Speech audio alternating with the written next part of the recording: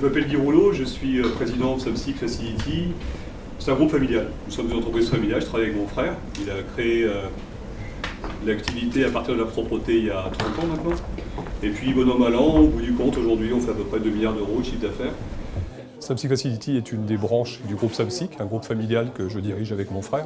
Notre métier, c'est le service aux occupants, que ce soit dans un centre hospitalier, dans un bureau, dans un magasin, dans un centre commercial. Nos activités, c'est quoi? La propreté, la sécurité, l'accueil, tous les métiers qui tournent autour du service aux résidents et aux occupants. Nous sommes en fait des créateurs de solutions.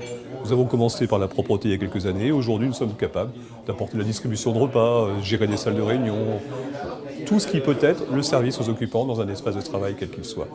30 ans après sa création, le groupe réalise à peu près, bon an, mal an, 2 milliards d'euros de chiffre d'affaires sur une vingtaine de pays parce que depuis 6-7 ans, nous avons cherché des nouveaux leviers de croissance à l'extérieur des frontières françaises, ce qui était aussi la logique de continuité de l'activité du groupe. Le monde immobilier est en pleine mutation. C'est un secteur d'activité dans lequel on travaille beaucoup. Donc pour moi, il est important de comprendre un peu ce qui s'y fait, ce qui évolue, et puis les gens qui le constituent. Et pour nous, la FIAPSI est une manière à la fois d'apporter notre soutien à cette association, mais aussi de recevoir ce qui est la substantifique moelle de notre évolution et de notre savoir-faire.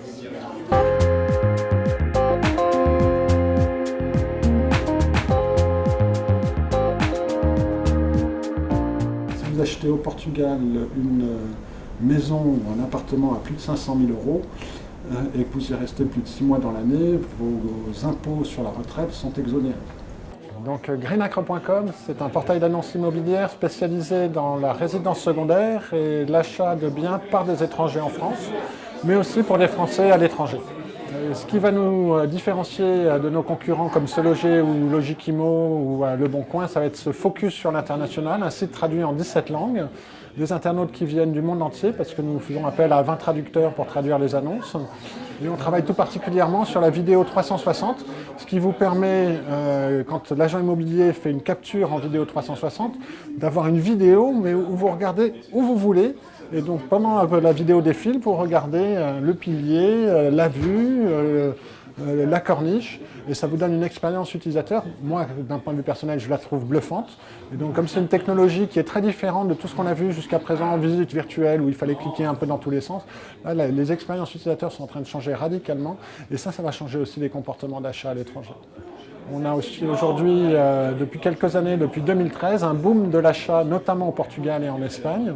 Suite à la crise de 2008, ce sont des pays qui ont fait des réformes pour être attractifs. Il y a des marchés qui étaient faibles déjà structurellement.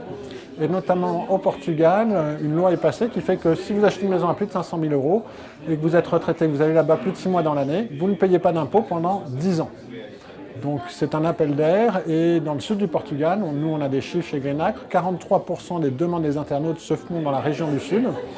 Et donc ça génère énormément de demandes pour des biens dans l'Algarve, où il fait très beau, où la mer est un peu plus chaude que sur la côte qui est atlantique. Et donc il y a une très forte appétence des Français là-bas. Aussi sur l'Espagne, et puis en ce moment on démarre en Italie et en Grèce. Voilà. Et puis toujours on continue sur la France avec un développement aussi sur la résidence secondaire pour les Français qui veulent acheter là où ils ne sont pas, c'est-à-dire dans d'autres villes ou dans d'autres pays. La FNIM, c'est la Fédération nationale de l'immobilier qui regroupe à peu près 11 000 professionnels sur le territoire France et DOM-TOM. Nous représentons 13 métiers, donc classiquement la transaction, la gestion, location, salubrité, expertise immobilière, spécialiste en affaires rurales et forestières, spécialiste en vente de fonds de commerce, spécialiste en conseil d'immobilier d'entreprise, 13 métiers différents, répartis dans nos chambres syndicales départementales. La particularité de la Fédération nationale, c'est une fédération de chambres départementales où dans chaque département, on a un correspondant avec une vraie connaissance économique et politique des territoires. Le sujet de l'Espagne, du Portugal et puis surtout l'approche de Greenacre était quelque chose qui m'intéressait. Je pense qu'on a vraiment intérêt à regarder ce qui se passe dans des métiers annexes. Et en plus, on était reçus ici chez Samsic, qui est une très belle structure avec un patron que j'ai trouvé assez charismatique et près de l'humain. Donc j'ai trouvé ça très passionnant. En tout cas, sur les marchés étrangers, c'est bien aujourd'hui, à un moment où on est à des élections présidentielles en France avec des programmes qui vont avoir une incidence sur l'économie.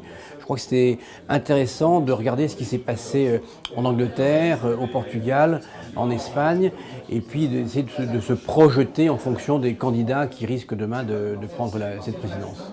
Je voudrais quand même simplement remercier Léo Athias du travail qu'il fait à l'international, qui est un travail qui n'est pas facile. Je connais bien Léo parce qu'il était administrateur dans le conseil d'administration national donc de la fédération, et je sais toute l'énergie et tout l'amour qu'il met dans ses networking et puis dans le développement de FIAPSI, donc bravo et merci encore à Léo.